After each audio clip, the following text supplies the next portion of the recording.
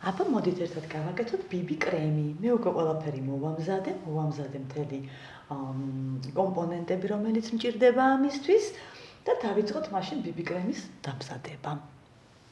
პირველ რიგში ავწონე უკვე 33 გრამი ვარდის ჰიდროლატი. როგორც ვიცით, ვარდის ჰიდროლატი ძალიან კარგი არის კანისთვის, ის აწყნარებს და ამშვიდებს გაღიზიანებულ კანს. ჩვენი BB კრემი დღეს იქნება დამატენიანებელი BB კრემი. შემდეგი რაც ჩვენ დაგვჭირდება არის ნეიტრალური ზეთი, რომელიც უკვე უბრალოდ წაიშალა ყველაფერი.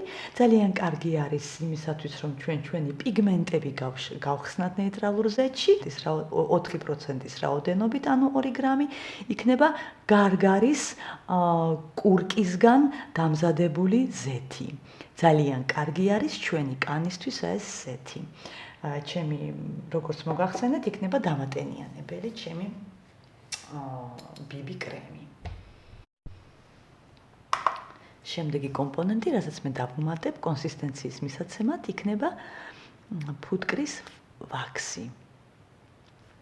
ბიოლოგიურად სუფთა, აი ესეთი ყვითელი ფუტკრის ვაქსი. ეს არის ორ ფერში, არის ხოლმე თეთრი და არის ყვითელი. ჩემი არის ყვითელი. შემდეგი რაც უნდა ავიღოთ ჩვენ ემულგატორი იმისათვის, რომ წყლის ფაზა და ზეთის ფაზა ერთმანეთში შევაერთოთ. მე გადავწყვიტე ამეღო სიმულგრინი და ინვიტორი. ესენი ორივე ძალიან კარგი ემულგატორები არის. განსაკუთრებით ინვიტორი დამზადებული არის მზესუმზირის ზეთზე დამზადებული ემულგატორი არის და ორივე ძალიან მარტივი არის გამოყენებაში. თქვენ შეგიძლიათ ნებისმიერი სხვა აიღოთ.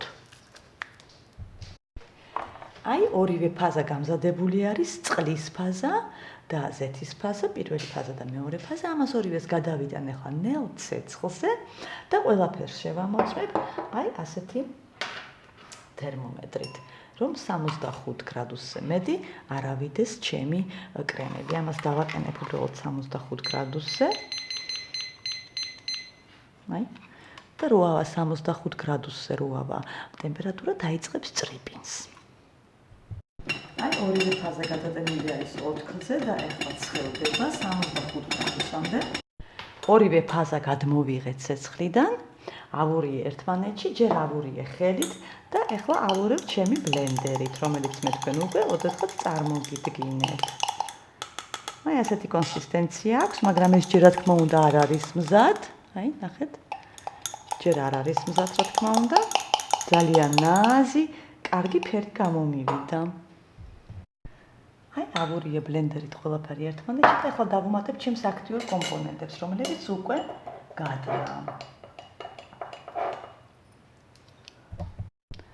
შემდეგ რასაც გავაკეთებ, მინდა კონსისტენცია მივცე, ანუ გელის შემქმნელი მივცე, დავუმატებ ქსანტანს, რომელიც აი ესე გამოიყურება ფხვნილი 0.1 გრამი და ავურებ გლიცერინში, მცენარეულ გლიცერინში, რომელიც ძალიან კარგად ატენიანებს ჩვენს კანს 1.4 გრამი გლიცერინი. და ეს მისცემს ძალიან კარგ კონსისტენციას ჩვენს კრემს. უფრო სტაბილური იქნება.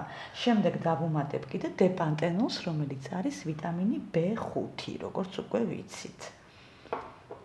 ჯერ დავუმატოთ ვიტამინი B5. ვიტამინი B5 მინდა დავუმატო 2.5%, ანუ 1.25 გრამი.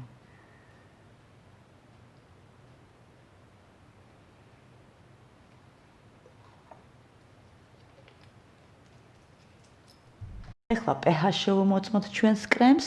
ჩვენი კრემის pH გამოვიდა 5-სა და 6 შორის, დაახლოებით 5.5 ან 6. პრინციპში ეს კარგი არის და დავაკონსერვიროთ უბრალოდ ჩვენი კრემი და დავუმატოთ მერე ეთერზეთი. რაც შეეხება პიგმენტებს, დავუმატე სერიციდი, მიკა სერიციდი, ეს არის მათ, ანუ არ არის შიმერით და მეორე დავუმატე ფრანგული მაღაზიიდან შევუკვეთე ეს პიგმენტი, ეს არის iron oxide და ეს დავუმატე 0.3% და გამოგვივიდა ესეთი ფერი. გადავასხათ ახლა ჩვენს ბოთლში და ვნახოთ რა გამოგვივიდა. ნაზი ბიბი კრემი გამოგვივიდა, ნახეთ როგორი ნაზი ფერი აქვს, არის აბსოლუტურად ფანტასტიკური, ძალიან თხელი და ძალიან კარგად იწოდება კანში. ეს არის დამატენიანებელი კრემი, როგორც უკვე გითხარით, რადგანაც მე უფრო ხშირად ჩემთვის დამატენიალ კრემს ვაკეთებ. და ძალიან კარგად იწოდება კანში, რა თქმა უნდა, ეს არ ცვლის არანაირად მეიკაპს, თქვენ თუ ხმარობთ, მე მეიკაპს არ ხმარობ. და რაღაც ძალიან დიდ გამონაყარს და ძალიან დიდ აკნეს, რა თქმა უნდა, არ დამალავს, მაგრამ ძალიან კარგი არის და ძალიან სასარგებლო. უბრალოდ რაღაც ფერს მისცემს, რაღაც ტონს მისცემს, თავი თქვენს კანს მისცემს ტონს და არის ძალიან კარგი. აბა კარგად გრძანდებოდეთ, ნახვამდის.